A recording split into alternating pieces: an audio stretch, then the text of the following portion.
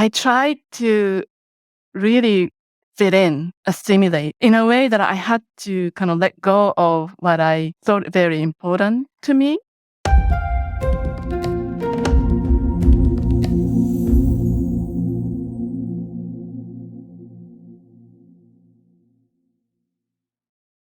Well, I'm feeling very blessed at this moment after being guided by Noriko Morita Harth, our guest teacher today.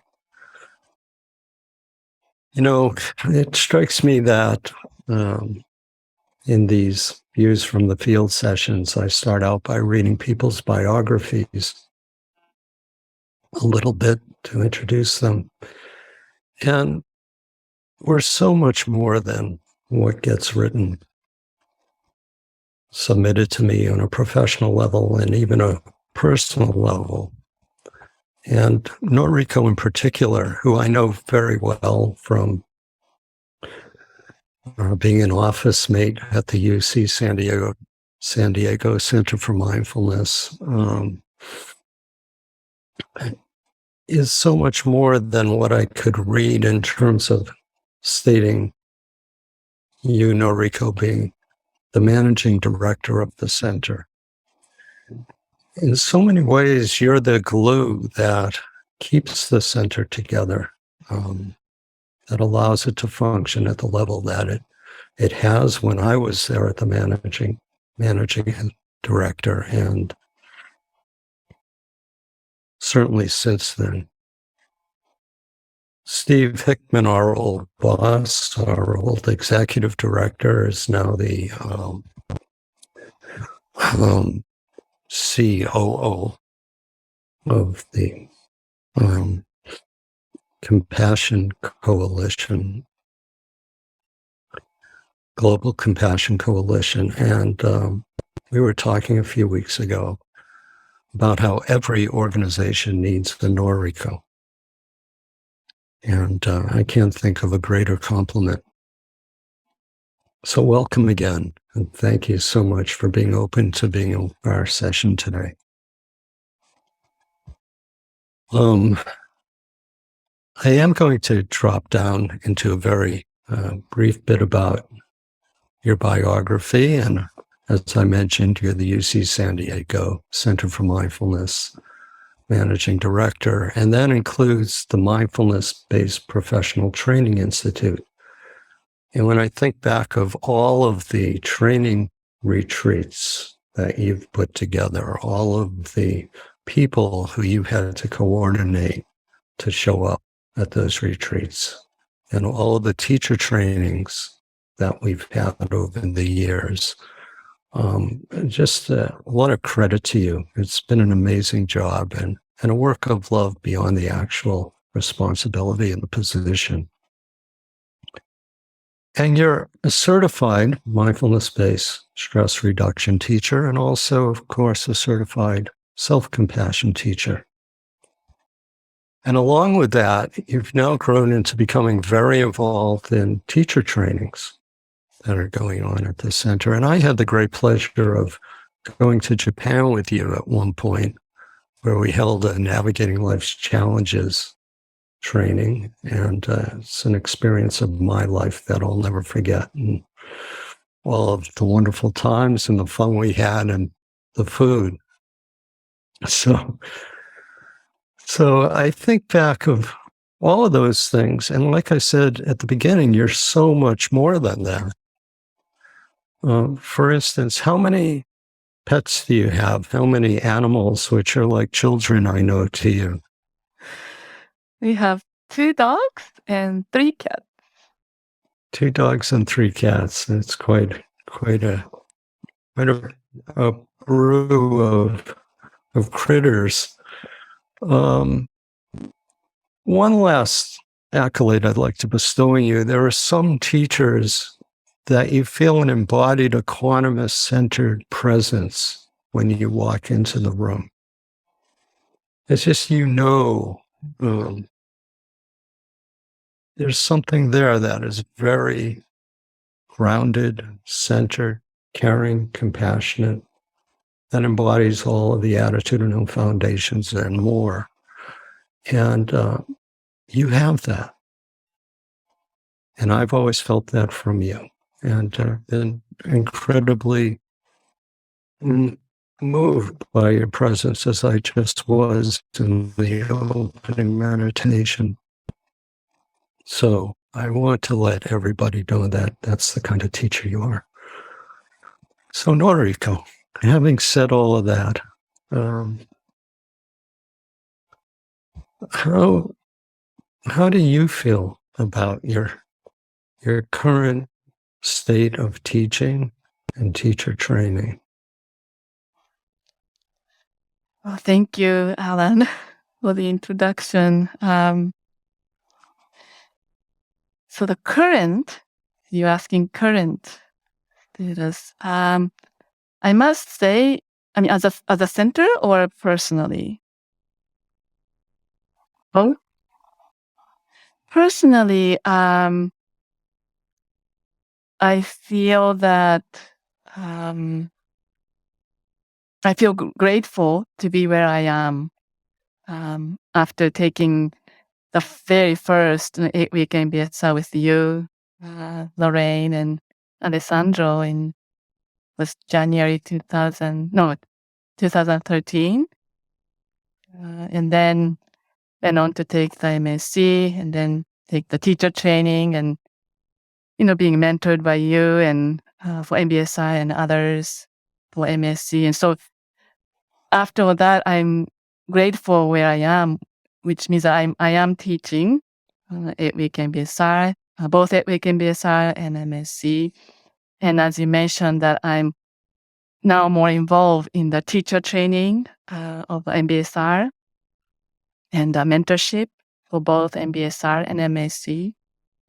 So, yeah, I am grateful for all the support and also the training programs that I received from you and other like Steve, other trainers, and the mentorship sessions, and my colleagues, the teachers at the CFM that I was able to co-teach and learn and grow together.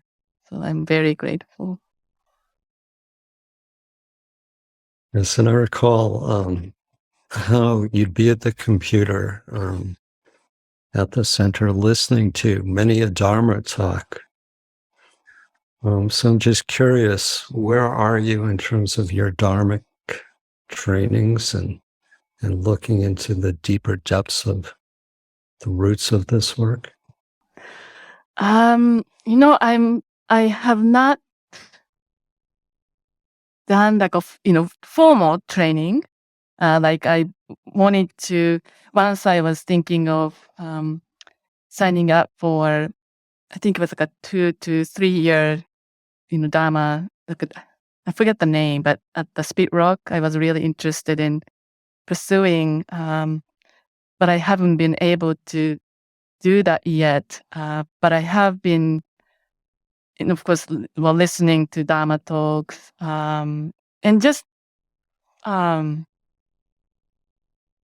my own practice in a way, like daily practice. I was actually, to be honest, I was not very, practicing regularly for a few months because of the work and everything that was happening. But then I realized how important it is to actually continue, of course, continue with our own practice and always coming back to the learning of, Dharma, learning, continuing to learn. So, like from outside, I don't think I've made any progress, if there is a progress of learning more about Dharma, but it's more in the daily life for me. Yeah, thank you very much. So I appreciate your honesty too about the ebb and flow of practice, which is true for all of us. And some very prominent people I've heard who we envision practicing every day, many long hours, have said that there have been years where they haven't practiced, and how life becomes the practice. Yeah. Thank you for that. So you have written something which I'm wondering if you could say a little bit more about, which is that you wrote, you feel that your life transforming journey of discovering and exploring mindfulness and compassion practices has allowed for a more balanced life and identity between the two cultures. And I believe those two cultures are being born in Japan, in the Japanese culture, and then having moved to the States.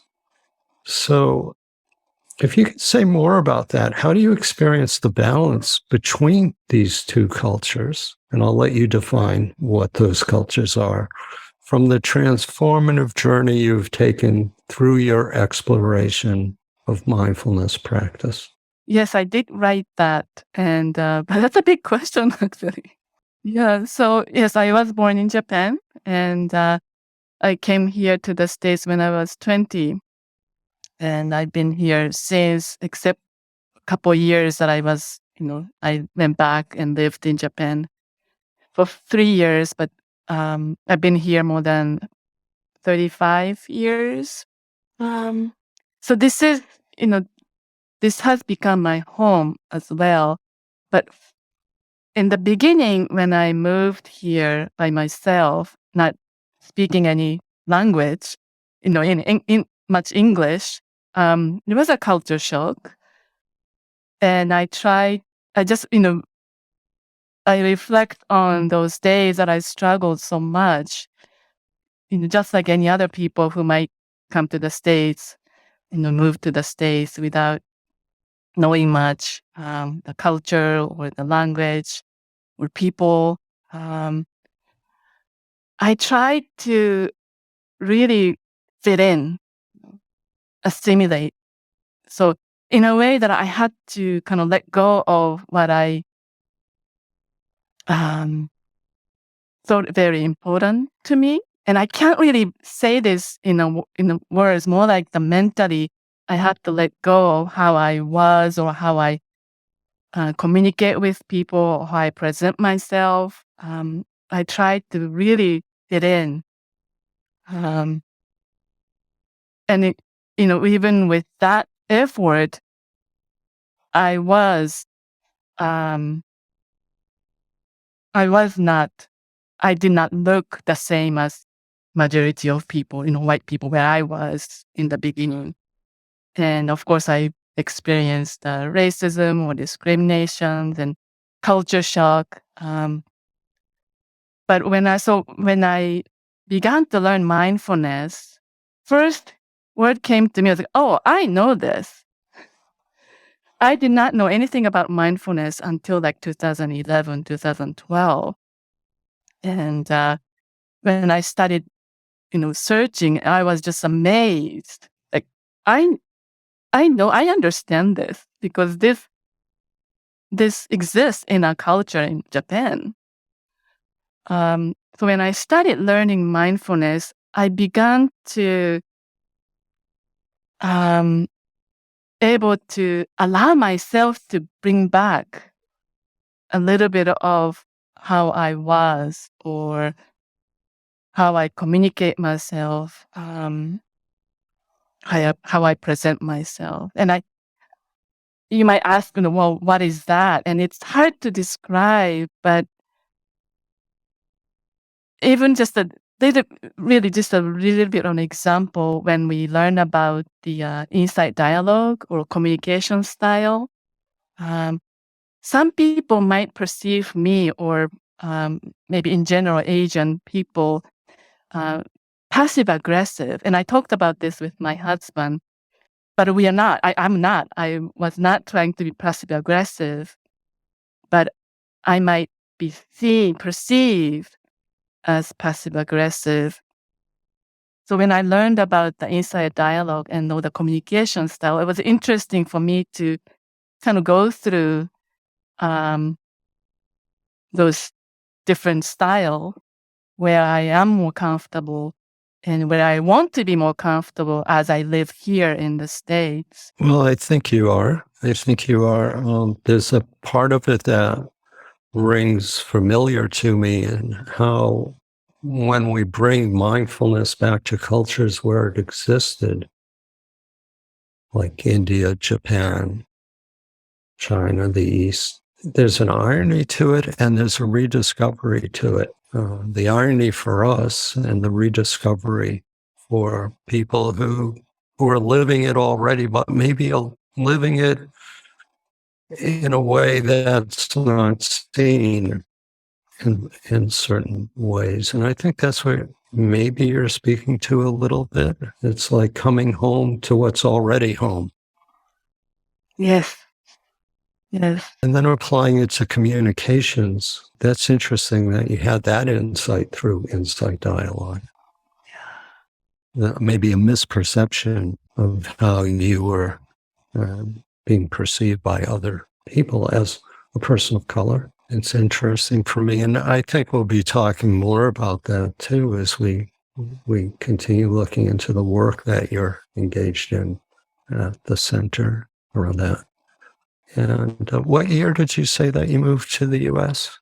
1985. Yeah, 85. So what brought you to the U.S.? How did that unfold? Coming to the States was one of my dreams growing up. When I was about 6 years old, I was 6 or 7 years old, I was playing with my cousins at their house. And they lived in a neighborhood where many American people lived. So we were playing together with American kids too, together. And I would be, I was invited to their house, and they have different toys. Invited to the dinner, they have different dinner. So I started to have very curious about these differences, what they have. And then when I was in school, in elementary school, we started learning English from first grade. So I was really interested in just learning English as a language. I just wanted to explore, different culture, different countries. So since then, like very young age, I was curious. I was just curious about the different people, different culture. Yeah, and you had been working in Japan? So after I finished high school, I went to a school where I learned to prepare to come to the States. We had English writing or listening, or I don't remember exactly what we learned, but typing, back then we had to learn how to type, the typewriter. And we had native, speaker teachers in school. And I just prepared myself to come to the States. And then a year later, I came. So when did you go to work in the U.S.? Oh, I did. So after I graduated, I was working at a art museum outside of Boston. And I was doing an intern. And then I moved to Florida because I wanted to get away from the cold. So I moved to Florida and I started working at an art gallery. And I also got a part-time job for Japanese, not Japanese, but the wife was Japanese. I think it was more like a print, like a document. I don't exactly remember the name of the business, but the translation, they were doing the translation, English to Japanese or vice versa. Also, like creating the business cards for business, men to go to Japan. So all sorts of translations, typesetting, kind of printing, document design type of work. And I was working part-time there in Florida. So that was my first job.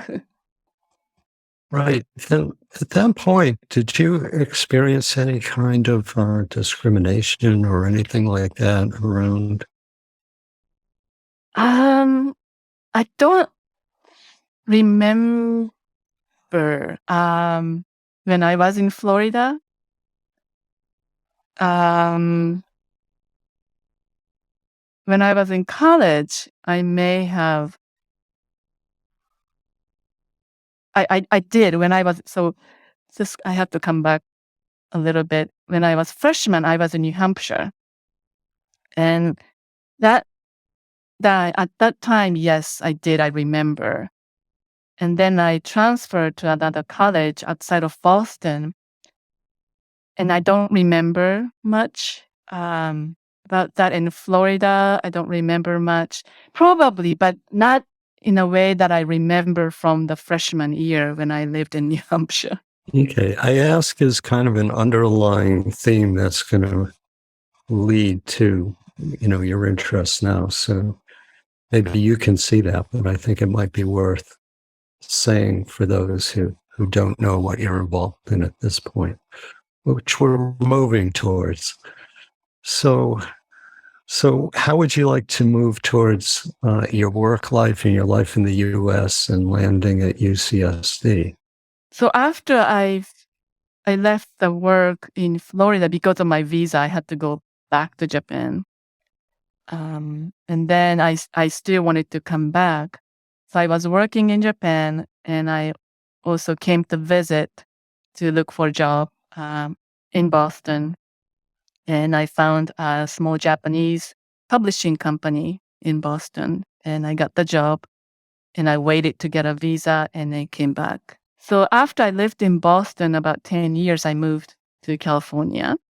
Um, and then I was working for a different company, and I was extremely stressed. And then I left that job, and I started working for UCSD as doing just administrative work in a different department. And at that department, again, I was very stressed, and I started searching for a stress reduction course. That's when I found Center for Mindfulness. And this was in 2012, like the fall of 2012. And then I signed up for 8-week MBSR in January 2013. And I started taking Mindful Self-Compassion. I also attended the teacher training, both MBSR and MSc. And I believe I started volunteering at the Center for Mindfulness. I was still working for a different company, but it was becoming more challenging to stay with that department. So I decided to leave. And I think I mentioned that to you, and then you mentioned to Steve, and Center was actually looking for another person. So that was a transition.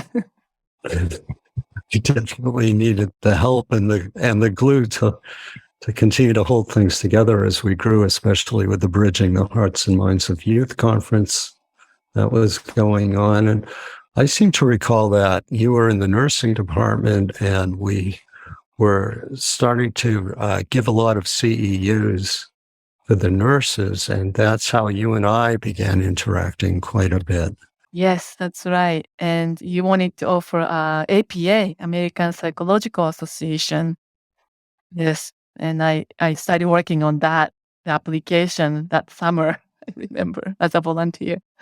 At that point, are you starting to feel this kind of balance taking place around, your life in Japan and all of that? And now here you are at the center, and you're learning about mindfulness meditation and MBSR and MSc. Is that sense of like balance of the two worlds starting to take place? Yes. Yeah, since I started learning mindfulness and as well as, self-compassion, I started to feel that I I am actually okay as I am. I don't have to change myself so much to fit in. And sometimes it doesn't matter how people perceive me. Moving forward now, I don't know how long it's been at this point. Maybe you could let us know, but the Katali Foundation comes along with a gift that enables you to do what you're doing. So maybe you want to speak a little bit towards that. So in 2018, when I took over your position, the former position as a the managing director, I have to say I was just at the right place at the right time to take on this role. And at the same time, Steve Hickman kind of half retired, and he brought in MBSR trainer and mentor Beth Mulligan as an advisor to our MBSR teacher certification program. And she started offering MBSR teacher training as a senior teacher. And she brought in some of the senior trainers who were training at the UMass to our institution. And then 2019, because of Beth's connection with Larry Young, who is at Katali Foundation,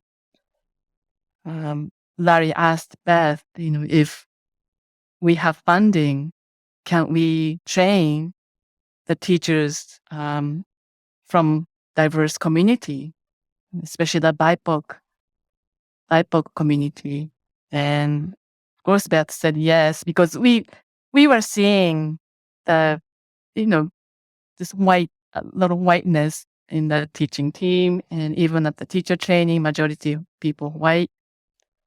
So we needed to bring in more diversity, but we didn't know how. And Beth was asked by Larry if we could do that with the funding, and we said yes. And that's how we received the gift fund from Katali. That was in fall 2019. Yeah, and how has that grown? To what degree are these trainings taking place and nurturing? Yeah, so 2019, we received the funding, and we opened the application for scholarship, and we selected a group of people, and we started meeting once a month to build a community, to get to know each other. In July 2021, we offered a teacher training for a diverse community, and that was online. We couldn't meet in person. And then after the teacher training, majority of people moved on to do the practicum, 10-week MBSR teacher training practicum. That was fall of 2021. And majority of people started teaching after that. And this year, July of this year, we did a 5-day silent retreat together in person at Holy Wisdom in Wisconsin. So that was actually the first time for all of us to meet in person. We do need to find the funding to continue. As you know, we do not get any funding from the institution itself, so we have to find the funding, and we'll definitely try to do so. At the same time as we still, with the current cohort, and one of them here, MJ's here, and Kaori's here too. And I know that you've taken on this work with a personal passion.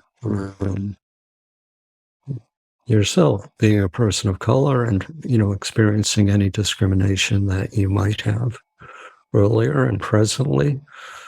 My wife is half Japanese and feels that things have gotten a lot worse in a lot of ways since the pandemic and violence against Asians that we know about.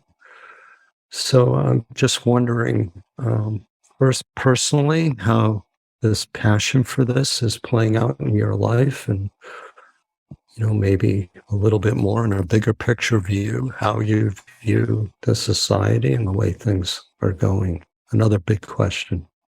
Yeah, yeah, yeah. So, yeah, first, I'd like to explain a little bit about my journey of really being comfortable to identify, myself as a person of color. I actually did not know I was a person of color.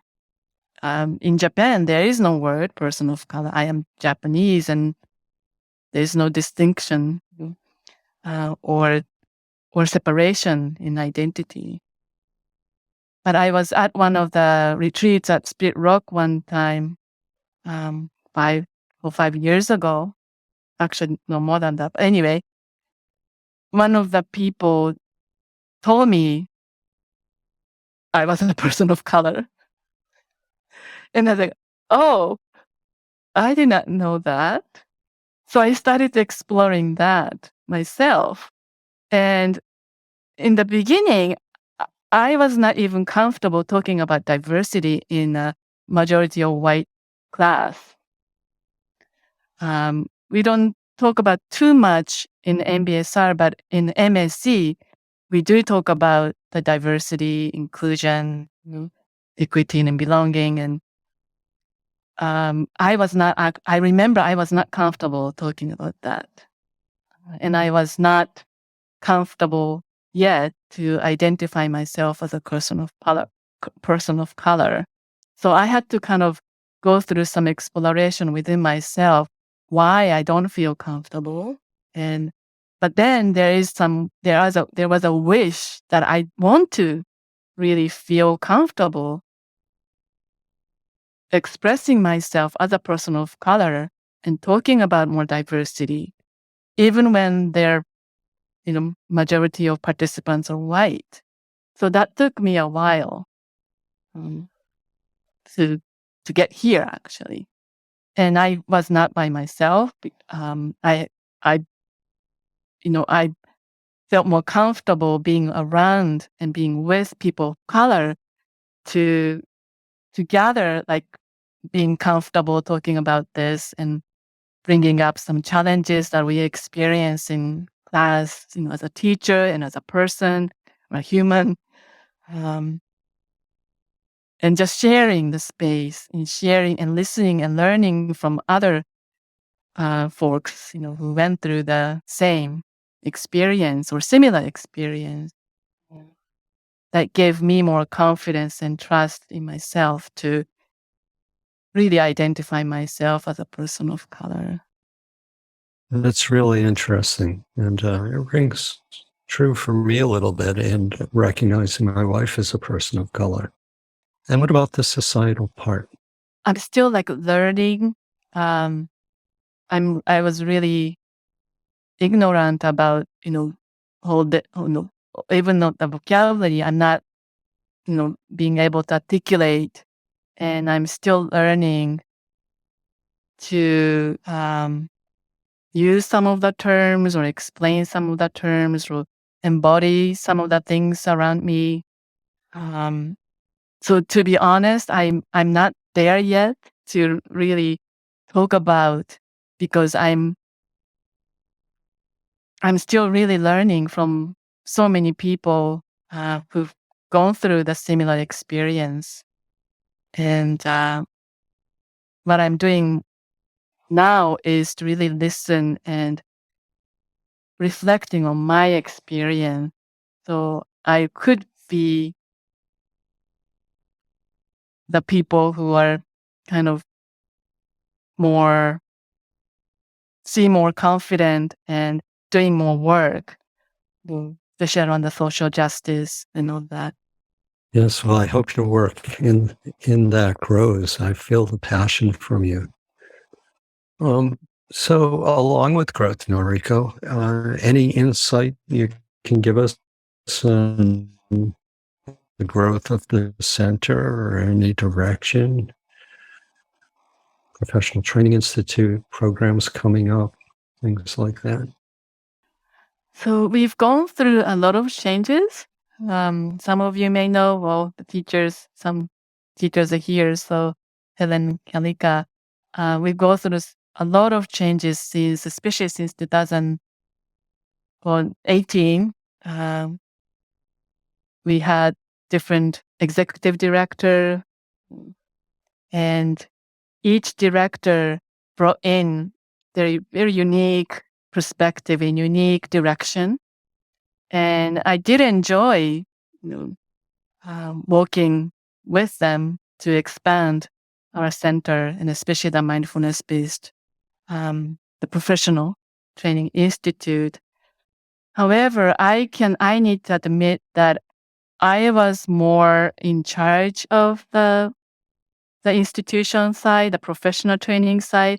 The only thing I could do is to hold what we had already, because some of the directors were not really involved in that. And Beth Mulligan, for MBSR, but I had to rely and trust the other trainers such as MBCT, MBRP, and MPEAK. So what I could do is to just hold and continue with what we already had.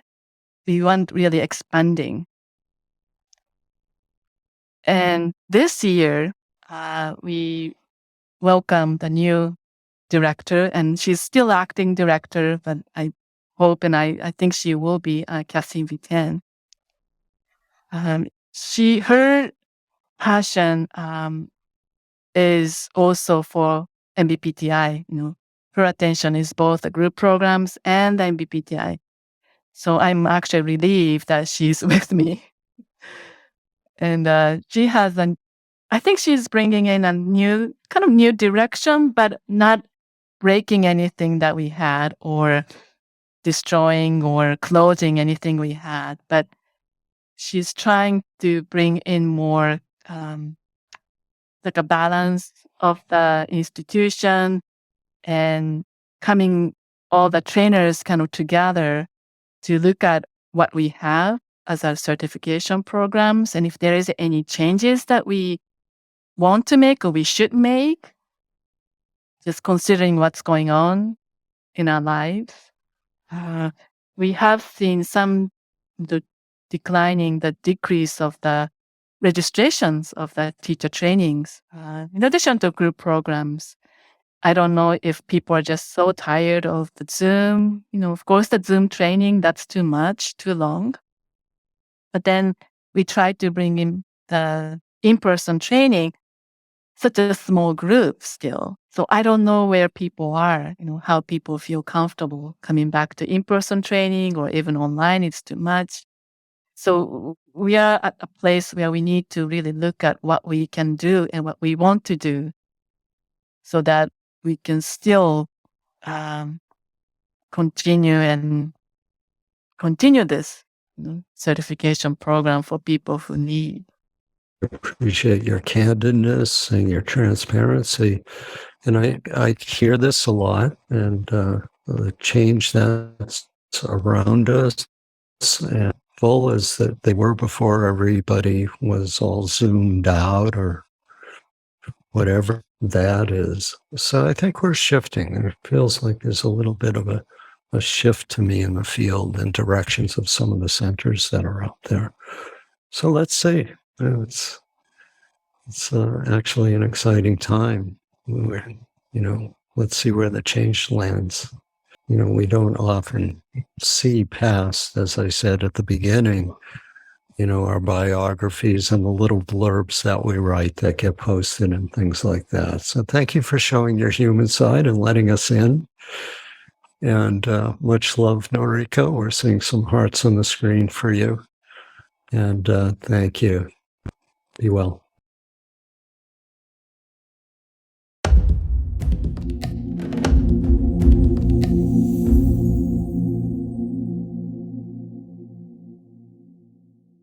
Click down below to join our Mindfulness Teacher Community Network on Facebook, where you are invited to post and share. Also, subscribe to Sing to the Mountain Studio. Ring the bell so you don't miss out on future recordings.